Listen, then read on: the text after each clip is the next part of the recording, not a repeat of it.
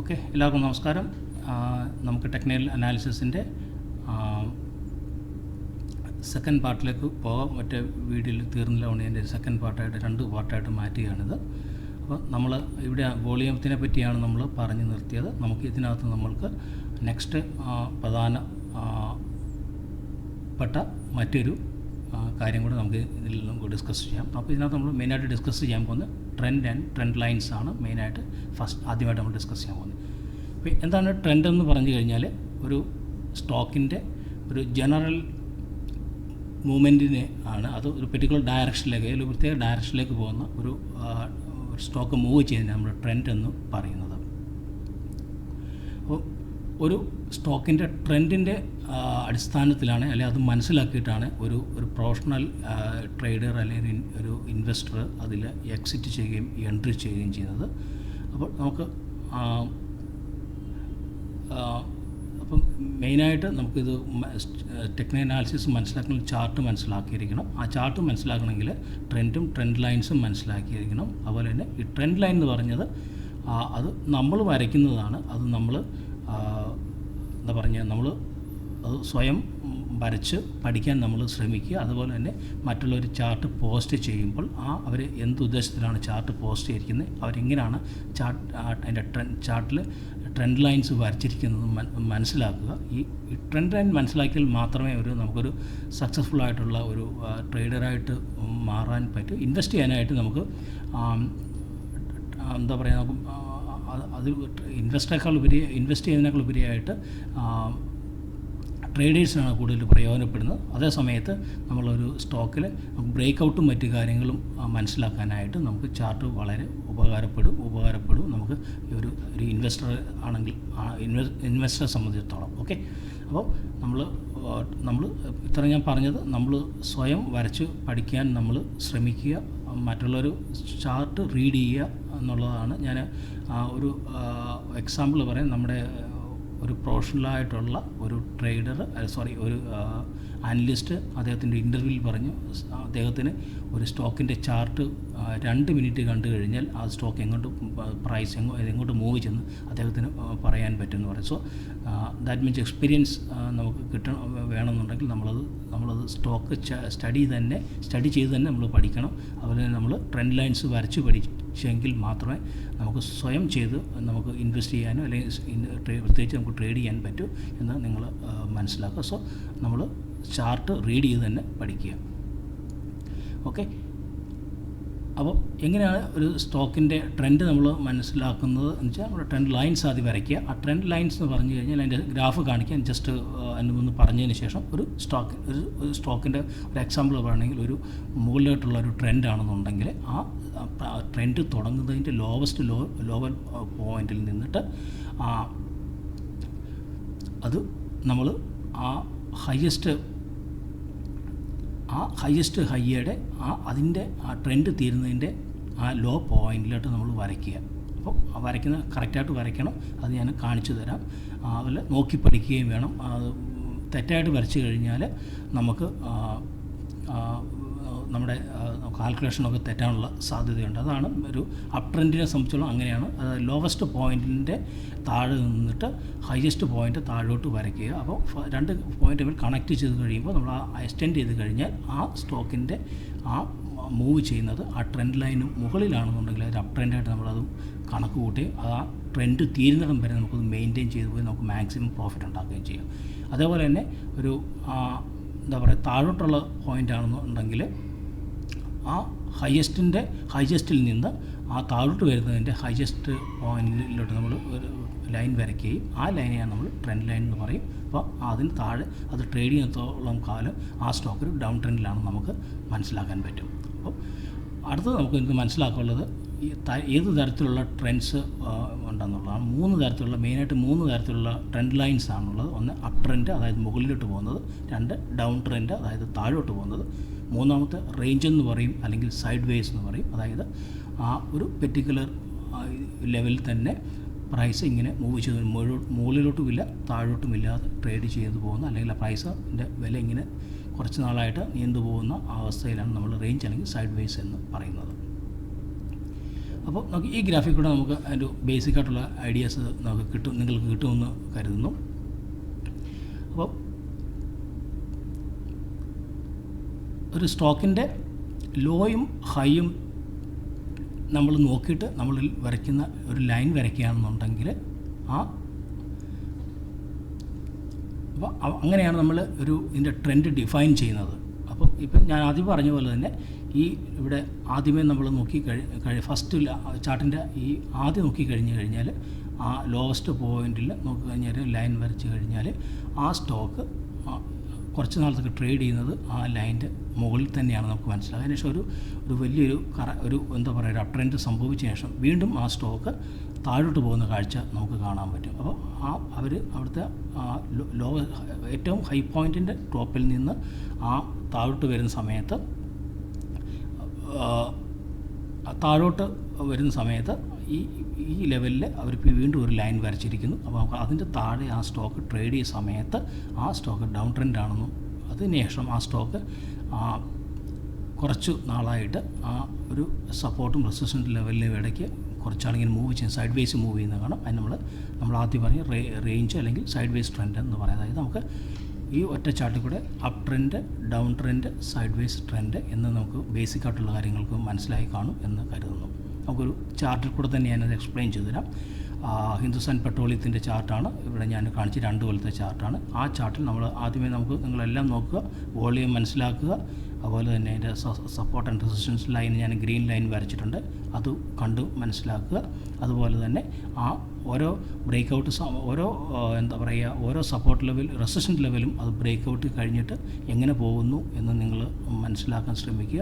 അതുപോലെ തന്നെ ആ സ്റ്റോക്ക് ഒരു പുൾ ബാക്കിൽ റിട്രേസ് സംഭവിക്കുന്നത് നമുക്ക് അത് മനസ്സിലാക്കാൻ ശ്രമിക്കുക. അതിനുശേഷം വീണ്ടും ഒരു വലിയ റൈഡ് സംഭവിക്കുന്ന ഇങ്ങനെയുള്ള കാര്യങ്ങൾ മനസ്സിലാക്കാൻ ശ്രമിക്കുക. ആദ്യം ഞാൻ ക്യാൻഡിൽ സ്റ്റിക്കിനെ പറ്റി ഒന്നും ഇവിടെ ഡിസ്കസ് ചെയ്യുന്നില്ല, അത് നമുക്ക് പിന്നീട് ഡിസ്കസ് ചെയ്യാം. അപ്പോൾ ഞാൻ ഈ സ്റ്റോക്കിൻ്റെ ഇത്രയും വലിയൊരു മുന്നേറ്റം, അതായത് 180 രൂപയിൽ കിടന്ന ഈ സ്റ്റോക്ക് 600 രൂപ 590 585 ലെവൽ വരെ ഈ സ്റ്റോക്കിലൊരു വലിയൊരു റൈഡ് സംഭവിച്ച് നമുക്ക് മനസ്സിലാക്കാൻ പറ്റും. എങ്ങനെ നമുക്ക് പണം നല്ല സ്റ്റോക്ക് ഐഡൻറ്റിഫൈ ചെയ്യാൻ ട്രെൻഡ് അനുസരിച്ചിട്ട് നമുക്ക് ആ ട്രെൻഡിനനുസരിച്ച് പ്രൈസ് ഫോളോ ചെയ്യുന്നു. അപ്പോൾ നമുക്ക് എവിടെ എൻട്രി ചെയ്യണം, അത് എങ്ങനെ ബ്രേക്ക് ഔട്ട് ആവുന്നതൊക്കെ ഇതിൽ നിന്ന് മനസ്സിലാക്കാൻ പറ്റും. അപ്പോൾ ഞാനിവിടെ ഒരു ബ്ലൂ കളറിൽ ഒരു ഒരു ചെരിഞ്ഞ ലൈൻ വരച്ചിട്ടുണ്ട്. ആ ലൈനെയാണ് നമ്മൾ ട്രെൻഡ് ലൈൻ എന്ന് പറയുന്നത്. നമുക്ക് നോക്കിക്കഴിഞ്ഞ് കഴിഞ്ഞാൽ അറിയാം ആ പ്രൈസിൻ്റെ ഒരു കറക്ഷൻ സംഭവിച്ചതിൻ്റെ ആ പോയിന്റിൽ നിന്ന് എവിടെയാണ് ട്രെൻഡ് സ്റ്റാർട്ട് ചെയ്യുന്നത് ആ പോയിന്റിൽ നിന്ന് ഞാൻ സെക്കൻഡ് പോയിന്റിലേക്ക് ഒരു ലൈൻ വരച്ചിരിക്കുന്നു. ആ ലൈൻ വരച്ചതിന് നമ്മളിതിനെ എക്സ്റ്റെൻഡ് ചെയ്തിട്ട് അതിൻ്റെ മാക്സിമം കൊണ്ടുവന്ന് അവിടെ കാണിച്ചിട്ടുണ്ട്. അപ്പം നിങ്ങൾക്ക് നോക്കിയാലറിയാം ആ സ്റ്റോക്ക് 1 2 3 പ്രാവശ്യം ആ ട്രെൻഡ് ലൈൻ അടുത്ത് വരെ എത്തിയതിന് ശേഷം ആ സ്റ്റോക്ക് പിന്നെ മേലോട്ട് പോവുകയാണ്. അതായത് അവിടെ വെച്ചൊരു നമ്മൾ പന്ത് താഴോട്ട് തട്ടുകയാണെന്നുണ്ടെങ്കിൽ ഒരു പ്രതലത്തിൽ തട്ടിയിട്ട് ആ പന്ത് തിരിച്ചു പോകുന്ന അതേ അവസ്ഥ തന്നെയാണ് ഇവിടെ സംഭവിക്കുന്നത്. അതായത് ആ ട്രെൻഡ് അപ് ട്രെൻഡാണെന്ന് നമുക്ക് മനസ്സിലാക്കാൻ പറ്റും. അതുപോലെ തന്നെ വോളിയം കൂടുന്ന താഴെ നിങ്ങൾ മനസ്സിലാക്കുക. അപ്പോൾ ഞാൻ ഇവിടെ കൂടുതൽ സംസാരിച്ചുകൊണ്ട് നിങ്ങൾ തന്നെ സ്വയം പഠിക്കാൻ ശ്രമിക്കുക. അപ്പോൾ നിങ്ങൾക്ക് ഈ ഒരു അപ് ട്രെൻഡ് ചാർട്ട് എങ്ങനെ സംഭവിക്കുന്നു, എങ്ങനെ ഒരു ചാർട്ടിൽ ട്രെൻഡ് ലൈൻ വരയ്ക്കണം, എങ്ങനെ ഒരു ബേസിക്കായിട്ട് ഐഡിയ ഇതിൽ നിന്ന് കിട്ടിക്കാണും. അപ്പോൾ ആ ട്രെൻഡ് ലൈൻ്റെ വരച്ചതിൻ്റെ അടിസ്ഥാനത്തിൽ ആ സ്റ്റോക്കിൻ്റെ എങ്ങനെ ബിഹേവ് ചെയ്യുന്നു എന്നുള്ളതാണ് നമ്മൾ മനസ്സിലാക്കേണ്ടത്. അപ്പോൾ അത് നിങ്ങൾക്ക് കൃത്യമായിട്ട് ഇവിടെ മനസ്സിലായി കാണും എന്ന് കരുതുന്നു. ഓക്കെ, നമുക്ക് അടുത്തൊരു ഡൗൺ ട്രെൻഡിൻ്റെ നോക്കാം.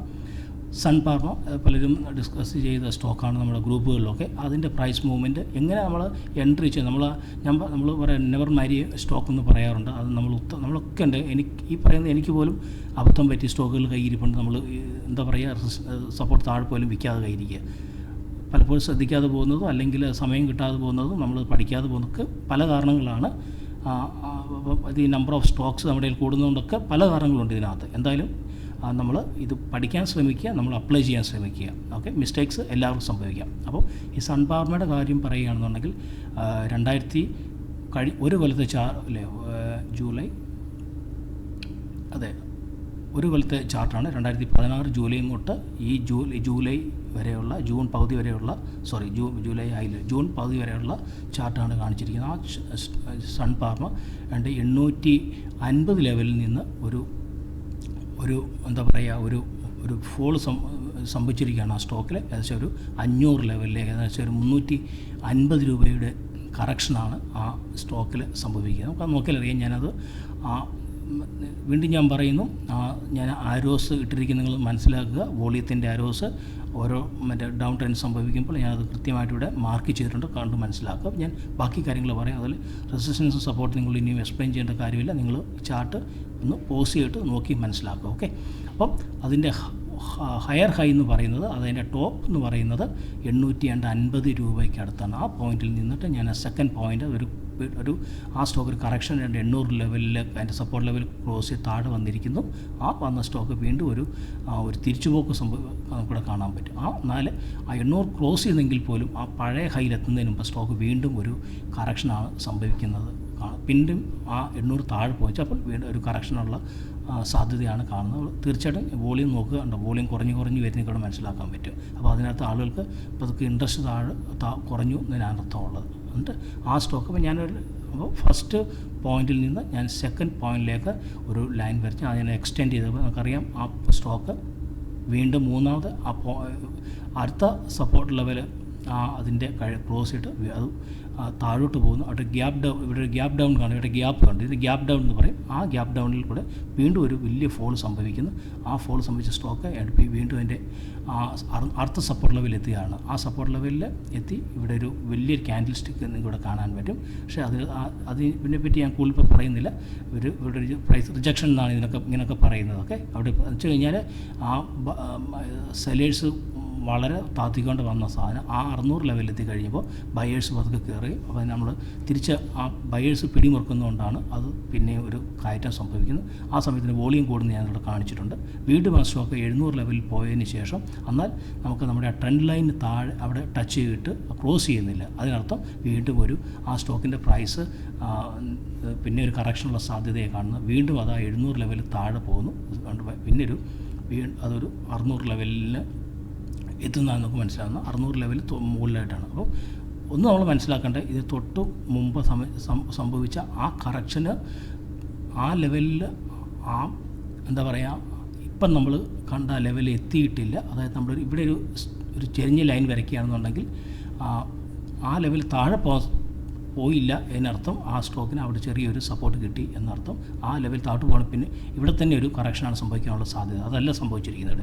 വീണ്ടും ആ സ്റ്റോക്കിൽ കുറച്ചൊരു മുന്നേറ്റത്തിന് ശ്രമിക്കുന്നുണ്ട്. കുറേ ആളുകൾ ബയേഴ്സ് വരുന്നുണ്ട്. വീണ്ടും നമ്മുടെ ആ ട്രെൻഡ് ലൈൻ കടന്നു മുകളിലോട്ട് പോയി ഇവിടെ നമുക്ക് കാണാൻ പറ്റും കൊണ്ട്. അതിനുശേഷം എന്നാൽ വീണ്ടും ആ വിൽക്കുന്ന ആളുകൾ അതിന് സമ്മർദ്ദം ചെലുത്തിയിട്ട് ആ സ്റ്റോക്ക് താഴോട്ട് കൊണ്ടുവരാനായിട്ട് ശ്രമിക്കുന്നു. എന്നാൽ അതിലൊരു പരാജയപ്പെടുകയും നമ്മുടെ ട്രെൻഡ് ലൈൻ ക്ലോസ് ചെയ്തിട്ട് അവിടുത്തെ നമ്മൾ ക്യാൻഡിൽ സ്റ്റിക്സ് വളരെ വലിയ 2 ക്യാൻഡിൽ കാണാം. ഒരു ബ്രേക്കൗട്ട് സംഭവിക്കുകയും വീണ്ടും ആ സ്റ്റോക്ക് 700 മുകളിലോട്ട് പോകുന്ന കാഴ്ച നമുക്കിവിടെ കാണാൻ പറ്റും. അപ്പോൾ 700 പോയതിന് ശേഷം മുകളിൽ പോയതിന് ശേഷം വീണ്ടും ആ സ്റ്റോക്ക് ആ പഴയ ലെവലിൽ അവിടുന്ന് സ്ട്രെയിറ്റ് ലൈൻ ഇവിടുന്ന് ഒരു ലൈന്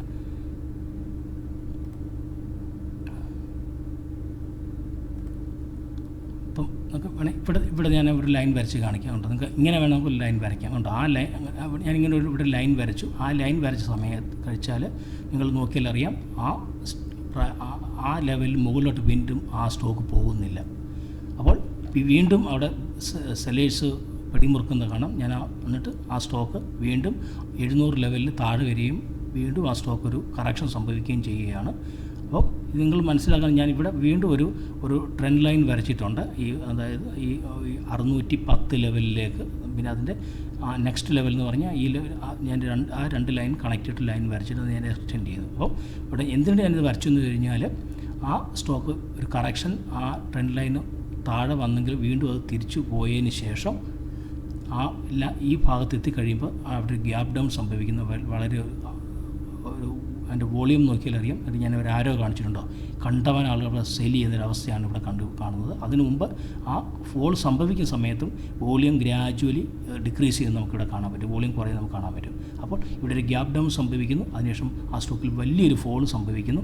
അത് 600-ൻ്റെ തൊട്ട് മുമ്പുള്ള ആ 600 ലെവലിൽ അതിന് സപ്പോർട്ട് കിട്ടാതെ വീണ്ടും ആ സ്റ്റോക്ക് താഴോട്ട് പോവുകയും ആ വീണ്ടും ആ സ്റ്റോക്ക് 500 ലെവലിലേക്ക് എത്തുകയും 500 ലെവലിലെത്തി അതിനൊരു എന്താ പറയുക അവിടെ അതിനുശേഷം നമുക്ക് പതുക്കെ വോളിയം കൂടുന്ന കാണാം. അപ്പോൾ സ്റ്റോക്ക് പതുക്കെ കയറിയിട്ട് നമ്മൾ വരച്ച ട്രെൻഡ് ലൈന് മുകളിലായിട്ട് സ്റ്റോക്ക് പോകുന്നത് നമുക്ക് കാണാൻ പറ്റും. എന്നാൽ ആ സ്റ്റോക്ക് അവിടെ എത്തിയതിന് ശേഷം പതുക്കെ ചെറിയൊരു കറക്ഷൻ സംഭവിച്ച് എന്നാൽ ട്രെൻഡ് ലൈൻ ഇപ്പം തൊട്ട് മുകളിലായിട്ട് ട്രേഡ് ചെയ്യുകയാണ്. ഇത് ഫ്യൂച്ചറിൽ ഇത് എങ്ങോട്ട് പോകുമെന്ന് നമുക്ക് ഇത് അടുത്ത 2-3 ക്യാൻഡിൽ അല്ലെങ്കിൽ കുറച്ച് ദിവസം ക്യാൻഡിൽ ശേഷം നമുക്ക് പറയാൻ പറ്റും. അപ്പോൾ എങ്ങനെ ഒരു സ്റ്റോക്കിൻ്റെ പ്രൈസ് താഴോട്ട് പോകുന്നു, എങ്ങനെ ട്രെൻഡ് ലൈൻ വരയ്ക്കുന്നു, അപ്പോൾ നമുക്ക് നിങ്ങൾക്കൊരു ഡീറ്റെയിൽ കിട്ടിക്കാണും. അപ്പോൾ ഞാനൊരു ചെറിയ കാര്യം കൂടെ ഞാൻ ഇവിടെ സൂചിപ്പിച്ചിട്ട് നമുക്ക് അടുത്ത സ്ലൈഡിലോട്ട് പോകാം. അപ്പോൾ ഈ ലൈനിൽ ഞാൻ ഈ വരച്ചെങ്കിൽ ഞാൻ വീണ്ടും ഈ ലൈൻ വരയ്ക്കാം. ഇവിടെ ഞാനൊരു ട്രെൻഡ് ലൈൻ വരച്ചപ്പോൾ ആ ട്രെൻഡ് ലൈന് ക്രോസ് ചെയ്ത് കഴിഞ്ഞാൽ അവിടെ ഒരു വലിയൊരു ഫോൾ ഉണ്ടാകുമെന്ന് നമുക്ക് ഒരു പ്രൊഫഷണൽ ട്രേഡറെ സംബന്ധിച്ചുള്ള മനസ്സിലാക്കാൻ പറ്റും. അവിടെ ഒരു ഗ്യാപ്പ് ഡൗൺ വന്ന സമയത്ത് അവർക്കത് പിന്നെ നമുക്ക് കൺഫർമേഷൻ കിട്ടിക്കഴിഞ്ഞു. പിന്നെ ആ സ്റ്റോക്ക് 630 ലെവലിൽ നിന്ന് 500ലേക്ക് പോകുന്ന ഒരു 130 രൂപയുടെ വലിയൊരു ഫോൾ സംഭവിച്ച് നമുക്കിവിടെ മനസ്സിലാക്കാൻ പറ്റും. അപ്പോൾ നിങ്ങൾക്കൊരു ഐഡിയ കിട്ടിക്കാണും. ഞാൻ ഈ ചാർട്ട് തന്നെ വേറെ രീതിയിൽ നിങ്ങൾക്ക് കാണിച്ചു തരാം, വളരെ സിമ്പിളായിട്ട്. പക്ഷേ ഇവിടെ നമുക്ക് കുറേ ഡീറ്റെയിൽ ആയിട്ട് മനസ്സിലാക്കാൻ പറ്റും. അപ്പോൾ അതെന്താണെന്ന് നിങ്ങൾക്ക് പിന്നീട് മനസ്സിലാക്കി തരാം.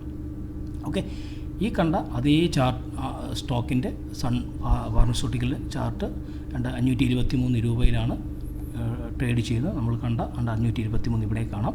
അതേ സ്റ്റോക്ക് തന്നെ ഞാൻ ലൈൻ സ്കെച്ച് ഗൂഗിൾ ഫൈനാൻസിൻ്റെ അടുത്ത് കാണും. ഇപ്പോൾ ഞാനിവിടെ അതിൻ്റെ സപ്പോർട്ട് ആൻഡ് റെസിസ്റ്റൻസ് ചുമന്ന ലൈനിൽ വരച്ചിട്ടുണ്ട്. 500, 600, 700, 800, 900 ഇങ്ങനെ. അപ്പോൾ ഇങ്ങനെയാണ് നമുക്കതിൻ്റെ ഇത് കണ്ടുപിടിക്കാൻ പറ്റുന്നത്. പക്ഷേ ഇത് ഞാൻ ഒരു കൊല്ലത്തെയാണ് കാണിച്ചിരിക്കുന്നത്. പക്ഷേ ഒരുപക്ഷെ നിങ്ങളത് ഒരു മാസത്തേക്കാകുമ്പോൾ ഇത് കുറച്ച് ഡിഫറൻസ് വരും. അപ്പോൾ അതനുസരിച്ചിട്ട് വേണം നമ്മൾ ഷോർട്ട് ടൈം ആണോ ലോങ് ടൈമിലാണോ അതിൻ്റെ സപ്പോർട്ട് റെസിസ്റ്റൻസ് നമ്മൾ മനസ്സിലാക്കാൻ ശ്രമിക്കേണ്ടത്. അപ്പോൾ ഈ കുറച്ച് മുമ്പ് പറഞ്ഞ അതേ ചാർട്ട് തന്നെ അല്ല ഞാൻ ചാർട്ട് കുറച്ചുകൂടെ സിമ്പിളായിട്ട് ഇവിടെ ലൈൻ ചാർട്ടിൽ കാണിച്ചിരിക്കുന്നു. പക്ഷേ ഇവിടെ വ്യത്യാസം എന്ന് വെച്ച് കഴിഞ്ഞാൽ ഇവിടെ നമുക്ക് വളരെ ഡീറ്റെയിൽ ആയിട്ട് കാര്യങ്ങൾ മനസ്സിലാക്കുന്നുണ്ടെങ്കിൽ ഇവിടെ നമുക്ക് അത്ര ഡീറ്റെയിൽഡ് ക്ലാരിറ്റി കുറവാണ്. അപ്പോൾ അതേ സമയത്ത് ഞാൻ അതേപോലെ തന്നെ ആ ലൈൻസൊക്കെ വരച്ചിട്ടുണ്ട്. കണ്ട് ഇവിടെ ആ ബ്രേക്ക് ഔട്ടിന് ശേഷം ആ സ്റ്റോക്ക് വലിയൊരു ഫോൾ സംഭവിക്കുന്നു. അപ്പോൾ എന്തുകൊണ്ട് ഇത് തമ്മിൽ വ്യത്യാസം നമുക്ക് ഞാൻ അടുത്ത ഒരു സ്ലൈഡിൽ നമ്മൾ എക്സ്പ്ലെയിൻ ചെയ്തു തരാം. അപ്പോൾ ബേസിക്കായിട്ടുള്ള കാര്യം നമുക്ക് ലൈൻ ചാർട്ടിൽ കൂടെ നമുക്ക് മനസ്സിലാക്കാൻ പറ്റും. എന്തുകൊണ്ട് മനസ്സിലാക്കാൻ അതിന് വേണ്ടിയിട്ടാണ് ഞാനിത് കാണിച്ചു തന്നത്. ഓക്കെ, അടുത്ത് വരുന്നതിന് മുമ്പ് നമുക്കടുത്തത് ഇൻഡിക്കേറ്റേഴ്സ് എന്താണെന്ന് ഒന്ന് മനസ്സിലാക്കാം. അപ്പം ഇതിനെപ്പറ്റി ഡീറ്റെയിൽ ചെയ്യാനായിട്ട് പറയുന്നില്ല, കാരണം നമ്മൾ പലതരത്തിലുള്ള ഇൻഡിക്കേറ്റേഴ്സിനെ പറ്റി നമ്മൾ ഓൾറെഡി ഡിസ്കസ് ചെയ്തതാണ്. അപ്പോൾ നിങ്ങളത് വീഡിയോസ് കണ്ട് മനസ്സിലാക്കാൻ പറ്റും. അപ്പോൾ ഇൻഡിക്കേറ്റേഴ്സ് എന്ന് പറഞ്ഞാൽ നമ്മുടെ പ്രൈസിൻ്റെ വോളിയം സ്റ്റോക്കിൻ്റെ പ്രൈസും വോളിയം അതിനെ ഒരു ലൈനായിട്ട് കൺവേർട്ട് ചെയ്യുകയാണെന്നുണ്ടെങ്കിൽ അതെങ്ങനെ മൂവ് ചെയ്യുന്നു, അതെങ്ങനെ ഓസിലേറ്റ് ചെയ്യുന്നു, അതിൻ്റെ അടിസ്ഥാനത്തിൽ നമ്മൾ സ്റ്റോക്കിൻ്റെ ട്രെൻഡ് മനസ്സിലാക്കാൻ പറ്റും. അതിന് നമ്മൾ ഇൻഡിക്കേറ്റേഴ്സ് ഉപയോഗിക്കുന്നത് പലതരത്തിലുള്ള ഇൻഡിക്കേറ്റേഴ്സ് ഉണ്ട്. ഫസ്റ്റ് വേണമെന്ന് പറയുന്നത് ഒരു വോളിയം ഒരു ഇൻഡിക്കേറ്ററാണ്, നമുക്ക് പറയാം. RSI ഉണ്ട്, ബുള്ളിഞ്ചർ വിഡ്ത്ത് ഉണ്ട്, പിന്നെ MACD, OBV, അങ്ങനെ പലതരത്തിലുണ്ട്. ഞാനിവിടെ 3 കാണിച്ചിട്ടുണ്ട്. സാധാരണ ആളുകൾ 3 to മാക്സിമം 3 ആണ് ആളുകൾ ഉപയോഗിക്കുന്നത്. ഇത്ര ഇൻഡിക്കേറ്റേഴ്സ് ഉപയോഗിച്ചിട്ടാണ് ആളുകൾ അതിൻ്റെ ട്രെൻഡ് മനസ്സിലാക്കാനായിട്ട് ശ്രമിക്കുന്നത്. പിന്നെ ഞാനിവിടെ ചാർട്ട് കാണിക്കാതെ മറ്റേ ഇത് ഇൻഡിക്കേറ്റേഴ്സിൻ്റെ ഡീറ്റെയിൽസ് മാത്രം കാണിച്ചുകൊണ്ട് ഞാൻ അതിനെ ഡീറ്റെയിൽ ആയിട്ട് എക്സ്പ്ലെയിൻ ചെയ്തില്ല. എന്തുകൊണ്ടെന്ന് വെച്ച് കഴിഞ്ഞാൽ ഓൾറെഡി അതിനെ ഡീറ്റെയിൽ ആയിട്ട് കാണിച്ചിട്ടുണ്ട്. അല്ലെങ്കിൽ നമുക്ക് ചാർട്ട് ഉണ്ടെങ്കിൽ ഇവിടെ മൂവ് ചെയ്യുന്നതനുസരിച്ച് നമുക്ക് ഇതിൻ്റെ ഈ ഇൻഡിക്കേറ്റർ ഇങ്ങനെ മൂവ് ചെയ്ത് നമുക്ക് മനസ്സിലാക്കാൻ പറ്റും. അപ്പോൾ ഞാൻ അതിനെപ്പറ്റി കൂടുതൽ ഇവിടെ ഡിസ്കസ് ചെയ്യുന്നില്ല. നമ്മൾ ഓൾറെഡി വളരെ ഡീപ്പായിട്ട് ഡിസ്കസ് ചെയ്തുകൊണ്ട് ആ വീഡിയോസ് കണ്ട് മനസ്സിലാക്കുക. ഓക്കെ, അടുത്തത് അപ്പം ഞാൻ കുറച്ച് മുമ്പ് നിങ്ങളോട് പറഞ്ഞിരുന്നു ഇവിടെ നമുക്ക് ഡീറ്റെയിൽ ആയിട്ട് കാണാൻ പറ്റും. ഇതേ സമയത്ത് ഇവിടെ നമുക്ക് സിമ്പിൾ ലൈനിൽ നമുക്ക് ബേസിക് ആയിട്ടുള്ള കാര്യം മാത്രമേ മനസ്സിലാക്കാൻ പറ്റൂ. എന്തുകൊണ്ടെന്ന് വെച്ച് കഴിഞ്ഞാൽ ഇത് ആദ്യമേ പറയട്ടെ, ചാർട്ട് തന്നെ പലതരത്തിലുള്ള ചാർട്ടുകളുണ്ട്. നമ്മുടെ ലൈൻ ചാർട്ടുണ്ട്, അതുപോലെ തന്നെ ക്യാൻഡിൽ സ്റ്റിക്ക് ചാർട്ടുണ്ട്. ഇതിനൊക്കെ ഞാൻ ഡീറ്റെയിൽ ആയിട്ട് സംസാരിച്ചുകൊണ്ട് ഞാൻ വീണ്ടും എനിക്ക് പോകുന്നില്ല. അപ്പോൾ എന്താണ് ക്യാൻഡിൽ എന്നുള്ള ബേസിക്കായിട്ട് പറഞ്ഞതിന് ശേഷം നമുക്ക് ഇത് ഇവിടെ നിർത്താം.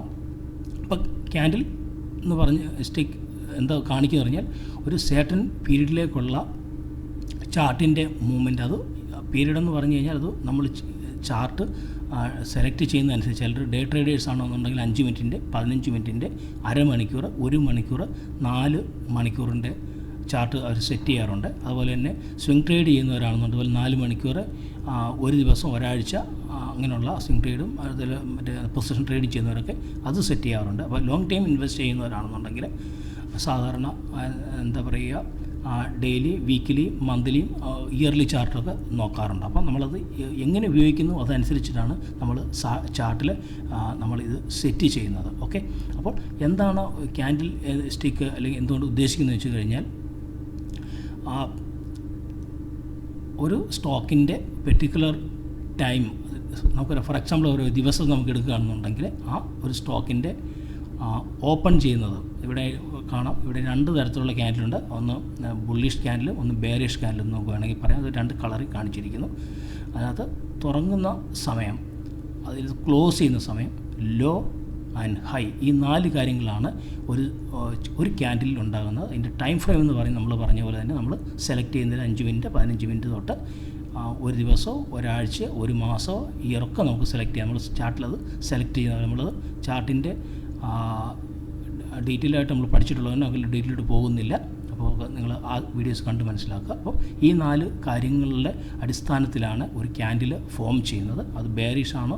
അപ്പോൾ എന്തുകൊണ്ട് ഇത് ബ്ലാക്ക് കളറിലെന്ന് വെച്ച് കഴിഞ്ഞാൽ ഓപ്പണിനേക്കാൾ താഴെ ഇത് ക്ലോസ് ചെയ്തുകൊണ്ട് അത് ബെയറിഷും, ഇത് ഓപ്പണിനേക്കാൾ മുകളിൽ ക്ലോസ് ചെയ്തുകൊണ്ട് അത് ബുള്ളിഷ് ക്യാൻഡിൽ, അതാണ് ഇത് തമ്മിലുള്ള വ്യത്യാസം.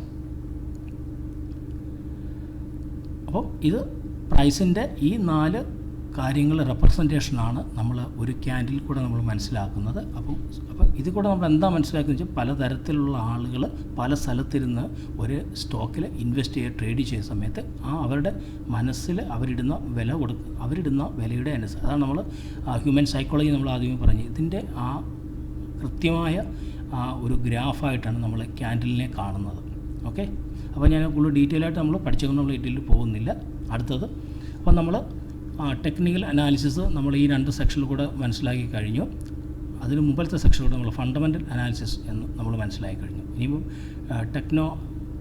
ഫണ്ടമെൻ്റൽ അനാലിസിസ് നമുക്കൊന്ന് ജസ്റ്റ് ഞാൻ ബേസിക് മാത്രം പറഞ്ഞു പോകാം. എന്താണ് ഫണ്ടമെൻ്റൽ അനാലിസിസ് എന്ന് പറഞ്ഞു കഴിഞ്ഞാൽ, അത് പറയാനുള്ള കാരണം വെച്ചാൽ നമ്മളെ കൂട്ടുള്ള സാധാരണ റീറ്റെയിൽ ഇൻവെസ്റ്റേഴ്സിന് ഒരു കമ്പനിയുടെ കൂടുതൽ കാര്യങ്ങൾ മനസ്സിലാക്കാനുള്ള കഴിവ് നമുക്ക് കുറവായിരിക്കും. അതിൻ്റെ ഡീറ്റെയിൽ നമുക്ക് കിട്ടാനുള്ള കാര്യങ്ങൾ കുറവാണ്. അതുപോലെ നമുക്കൊരു മാനേജ്മെൻറ്റിനെ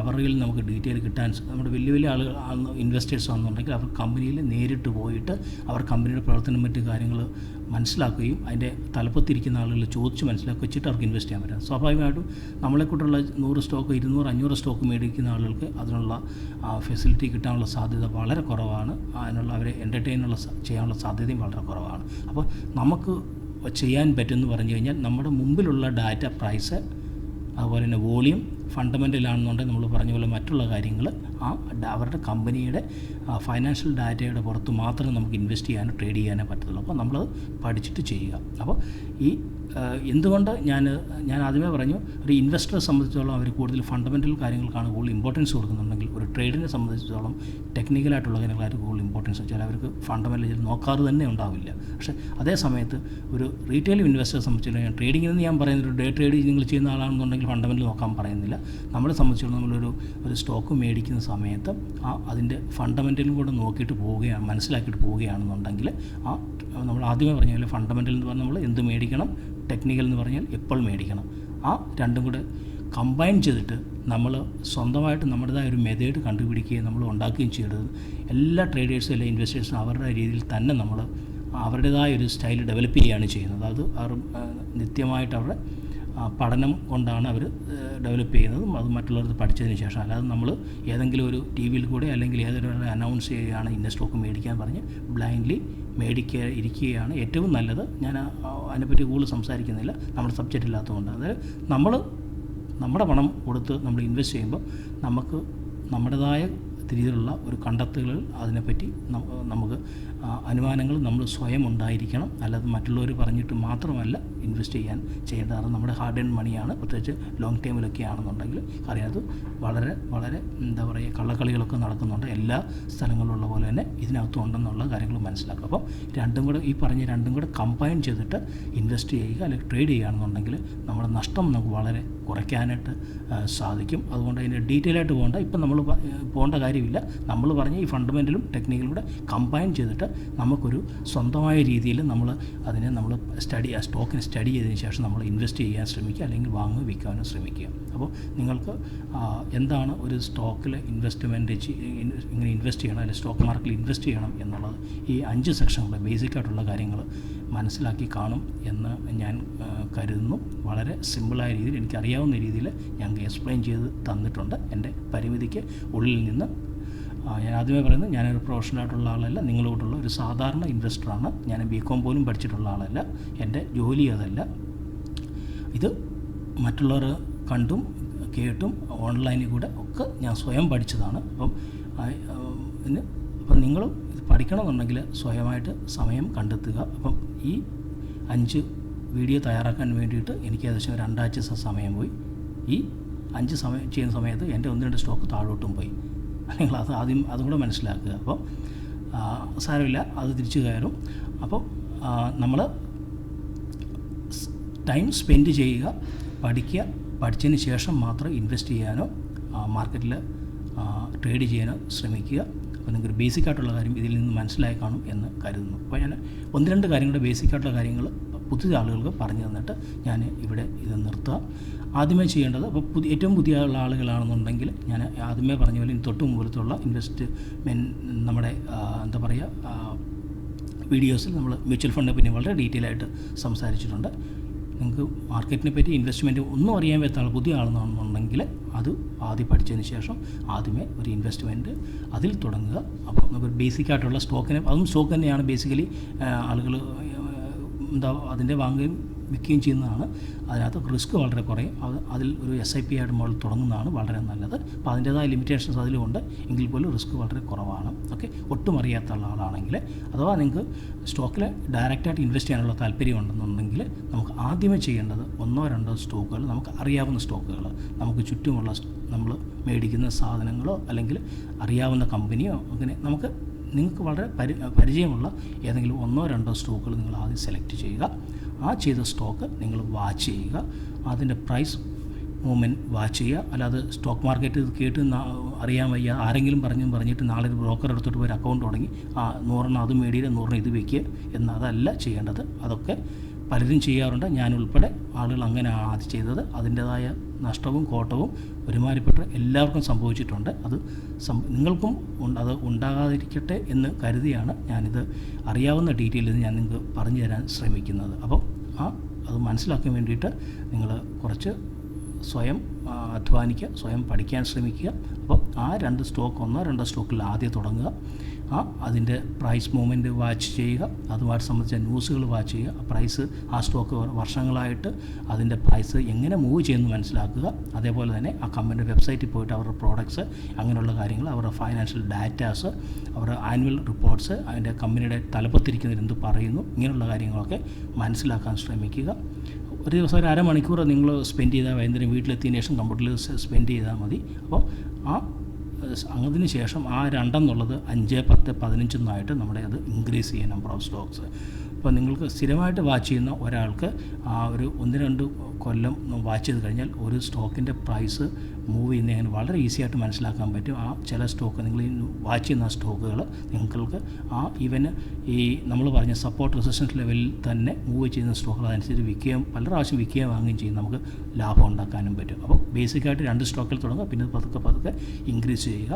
അടുത്തത് എനിക്ക് പറയാനുള്ളത് ടിപ്പ്. പലരും ആദ്യമേ ടിപ്പിൻ്റെ പുറകെയാണ് പോകുന്നത്. ആരെങ്കിലും പറഞ്ഞിട്ടും ഇങ്ങനെയൊക്കെ മേടിക്കാറുണ്ട്. ഇതിനകത്തൊക്കെ വളരെ അധികം കള്ളക്കളികളുണ്ട്. നിങ്ങളുടെ ആദ്യം കുറേ നഷ്ടം ലാഭം കിട്ടിയാൽ പിന്നെ നഷ്ടത്തിലേക്ക് പോകാനുള്ള സാധ്യത വളരെ കൂടുതൽ. ടിപ്പിൻ്റെ പുറകെ ഒരിക്കലും പോകരുത്. അതുപോലെ പണം കൊടുത്തിട്ട് ഇതൊന്നും മേടിക്കാതിരിക്കുക. സ്വയം പഠിച്ചതിന് ശേഷം, മാർക്കറ്റിനെ പറ്റി അറിഞ്ഞതിന് ശേഷം 6 മാസം എടുത്തു കഴിഞ്ഞാലും വേണ്ടില്ല, നിങ്ങൾ പഠിച്ചതിന് ശേഷം മാത്രം ഇൻവെസ്റ്റ് ചെയ്യാനായിട്ട് തുടങ്ങുക. ഞാൻ അതിന് മുമ്പൊരു വീഡിയോയിൽ പറഞ്ഞ പോലെ മാർക്കറ്റ് നാളെ ഇവിടെ കാണും.